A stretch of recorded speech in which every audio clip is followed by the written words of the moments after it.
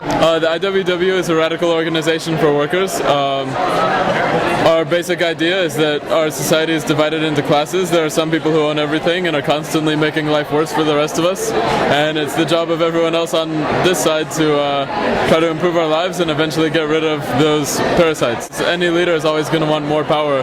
So if they're a nice leader and they're not taking enough power, then someone is going to come along and replace them and take more.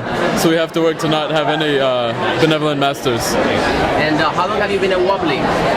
About 3 years. So far, I think that the IWW has a lot of potential. I haven't thought that everything we've done has been the best, but we are, I think, doing some of the most interesting things I see going on. And I think we have a lot of potential to contribute to coming struggles between workers and those who own everything, or colloquially bosses. Locally in the Bay Area, we've had continual organizing going on at recycling shops in Berkeley. Both the shops where like homeless people take recycling, as well as the ones who pick it up from people's houses. We've also organized a fabric shop in downtown Berkeley, and we've had some organizing going on at movie theaters in Berkeley. These are just the official drives where we've gone for recognition. There have also been a lot of more unofficial things where we've made demands in the workplace and followed through on those demands, and where the IWW has sort of acted as like a nucleus of like radical workers in the workplace. So for example, just this past week, several ESL teachers at a ESL school, English as a second language school in San Francisco, went out on a wildcat strike. They don't have a union, and they're not even striking for union recognition. They're striking for what I would consider class demands, which is an immediate 30% raise and a return of healthcare, which was taken away in 2004.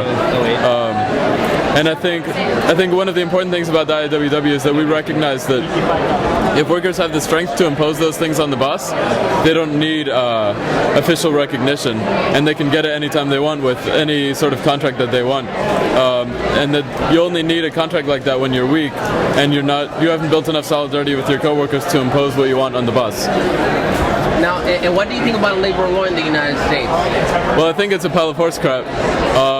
Unfortunately, I can't say it's much worse than labor law everywhere else. I think the ones who write the laws are the same ones who own the property, so they're going to write labor laws in a way that benefits them.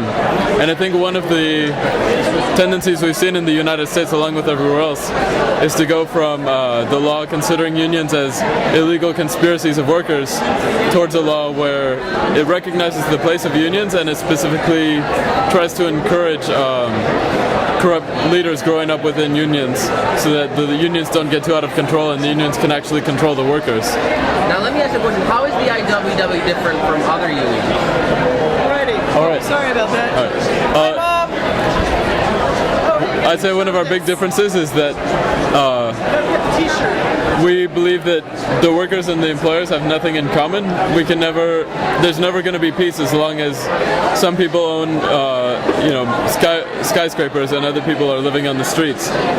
There's always going to be this social conflict, and we recognize that, and we think that we're on the right side of that social conflict. And we also recognize that an organization which exists for that social conflict has to have the most possible internal democracy and build leaders, rather than simply have leaders who go in and tell workers what to do. What are some of the materials here? So we've got several materials here. Some deal with the history of the IWW, including our official history, which is the first 100 years book.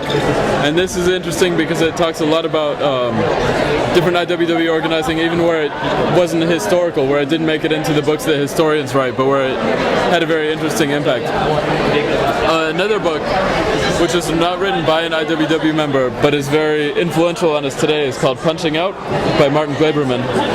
And this book deals with the informal processes that workers use at work to resist, for example, working too fast or working unsafely, or any time where the boss is trying to squeeze more profit out of the workers. What processes do they use on their own and informally and outside of the framework of a union, or sometimes even against the framework of the union? The author was really involved in the auto workers' wildcat strikes in the 1940s, where the union was coming and trying to get the workers to go back to work, and they were striking against the union in a certain way.